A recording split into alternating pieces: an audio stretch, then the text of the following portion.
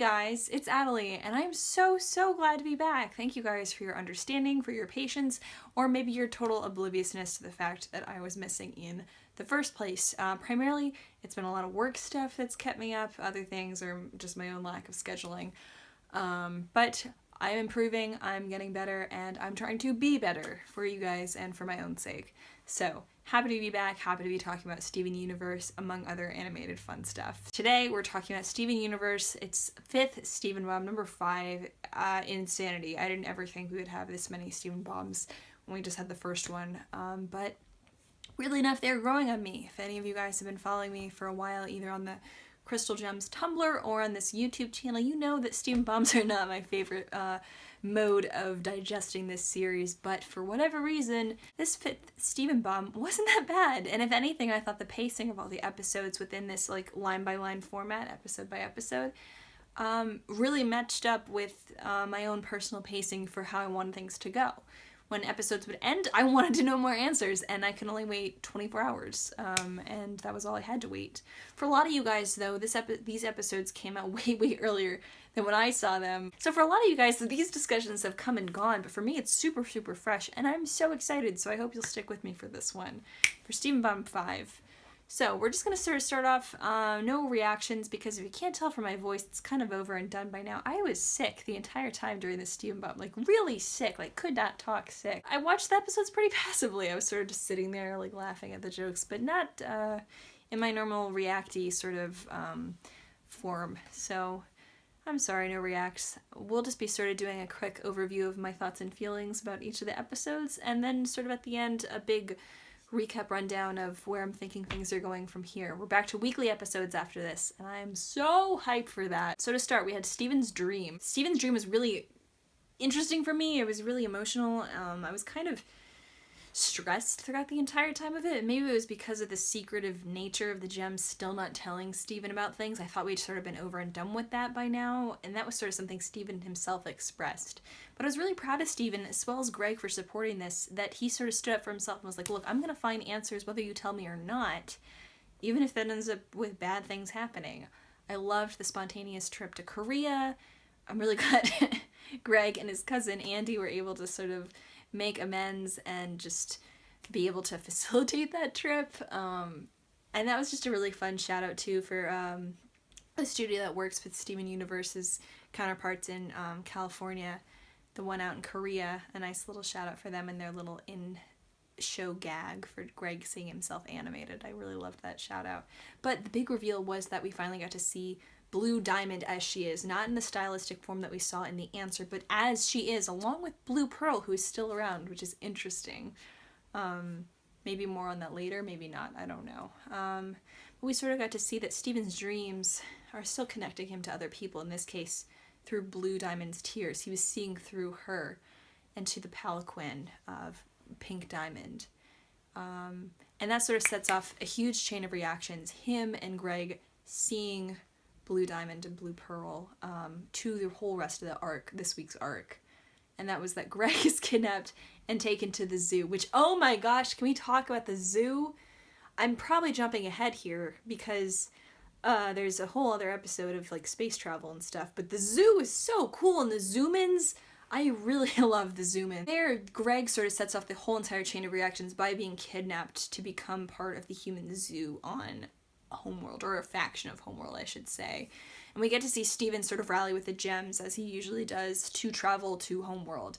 We're using the Ruby spaceship, which is just ingenious, although, I guess Peridot doesn't have a spaceship on Earth, does she? I keep thinking that she does, but she just had that, like, escape pod, and I don't think that counts anymore, because I think they used that to drill down to the gem. Anyway, they use the Ruby ship to fly off.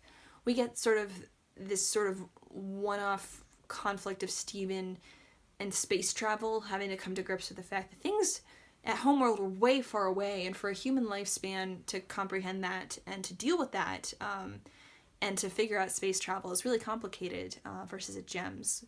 And so that sort of dichotomy I thought was really interesting, and not something that I'd ever considered before with regard to Steven Universe, because it's a cartoon. Usually you can sort of just like wave your hands and make up a reason for like why things happen or why space travel is so quickly, but in this they sort of confronted that reality of, hey look, like light years exist. in this universe, and space travel's hard.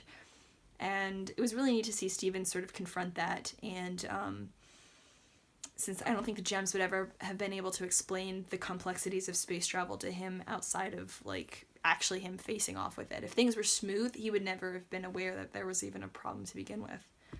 So we get to this sort of zoo faction of Homeworld, and we meet, I don't know, she's terrible, but she's also kind of my favorite now. I don't know why. I love her. Holly Blue Agate. She's great. She's terrible and great and amazing, and this bizarre personality of, like, school mom meets, like, prep school mistress. I don't know. Maybe it's, like, some weird, like, authority drive for me here, but I really like her. I really like her styling. I like the way she presents herself. I love the weird, like, verbal abuse / mild, like, roughing around of the Famethist. That was great. I don't know why. I literally can't explain why. It's like the same way my family, for whatever reason, has this affinity for fictional villains in any kind of media. And normally I can kind of, like, understand where they're coming from in the sort of way, like, yeah, okay, sometimes you want to root for the bad guy, but I like her so much. I really look forward to seeing her some more. Because, oh my gosh, I don't know, she's just exciting and just very different from what we've seen in some of the characters from Steven Universe, and maybe that's what's sort of endearing me to her, is her difference in comparison to other characters. She's not goofy, she's not Pearl levels of, like, mom, but she's strict and she's authoritarian, and it's so different. I really enjoy that. So that was exciting to meet a new gem, specifically a new gem type too. I'm curious, as we continue to see more and more of Homeworld, if we're going to get to see more iterations of the gems that we know. I want to see more Paradots. I want to see more Lapises. It's just, the world of gems is just simply endless, and I'm so thrilled that we get to see more of them. So from there, Holly Blue Agate is sort of giving them, this is almost like Ocean's 11 of what we're getting into, this kind of plot that Sapphire and Ruby and all of them concoct in order to, like, bust Greg out of the human zoo. So the three of them getting the tour of that and sort of getting Homeworld's perspective on Earth and on humans was really fascinating. The amount of disdain and just sort of disgust ushered towards Earth was really to a level that I wasn't expecting. I knew that, like, Yellow Diamond clearly hated Earth, but it almost seemed like a personal vendetta. Knowing that other gems from Homeworld despise Earth is very interesting, and to me leads to a lot of questions of, like, oh, well, what'll it be like if they end up having another war, and so on and so forth. Steven getting put into the zoo himself, super traumatic. The ear piercings and everything like that. I'm really interested to see what ends up happening with that. If it's just nothing or if it actually ends up being something. As well as just the entire zoo space was really bizarre. I'm curious as to who the voice for the earrings was. I've seen it suggested to me as well to other people that the voice could possibly be Pink Diamond. It was very soothing, it was very loving, but definitely wasn't like Rose in Rose's room, but still was, if that makes sense. I don't know. I think there's got to be something there, and maybe there is, maybe there isn't, but it interests me. Pink Diamond and all of this sort of space interests me. The Zoomins themselves were great. They were so fascinating to me. They were so much fun, and their personalities and their, like, whole culture or lack thereof was really interesting. The entire drive of not having any drive and rather being driven by a voice that comes out of an earring, or a tag, I should say. Those are more like animal tracker tags, aren't they? Was just, I can't fathom that, but at the same time, if you have that for centuries, what else would you know? I'm so wanting to know a history of what it's like to be a Zoomin, and the transition to becoming so docile and so complacent in your setting is fascinating to me. When those traditions, those gem-based traditions like the Choosening, became ingrained in them to the point where it was like, this is what we have to accept, and this is the only thing we know in terms of romance and mating.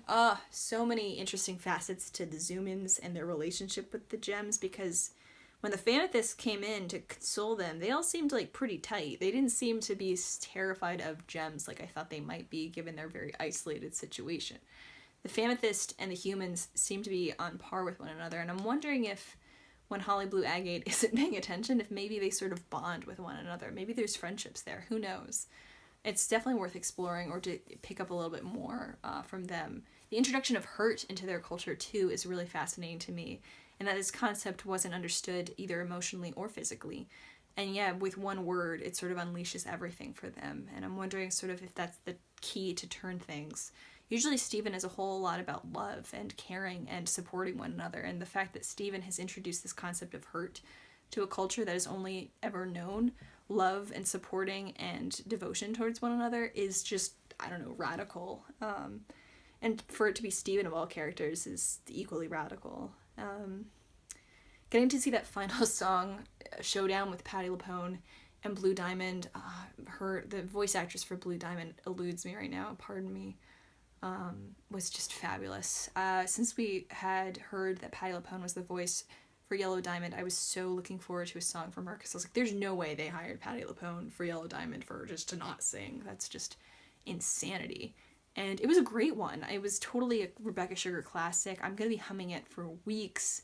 And the ethereal otherworldliness of it, too, was fabulous. The arrangement by the composers. Oh, their names also elude me, but they're great. I love them. They're great on Twitter.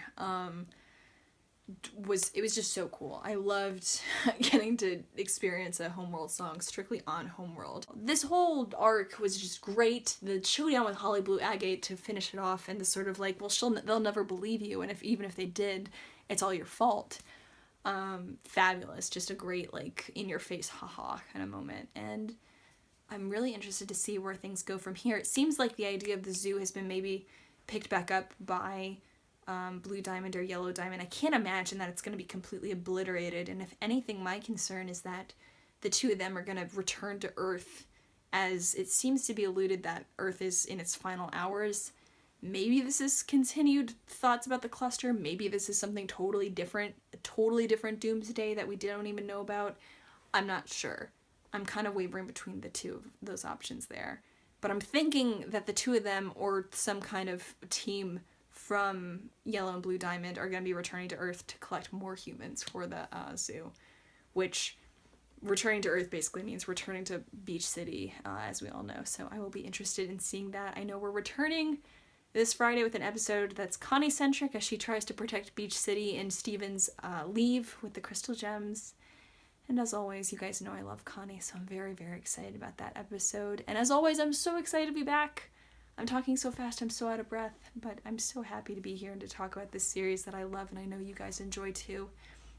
But I've got tons of other stuff and tons of other animated series that I'm watching. Maybe before the Oscars we'll talk about animated shorts and animated features that I really loved from this year. I'm very, very close to seeing all of the animated features that are nominated for Oscars. I've got 2 left.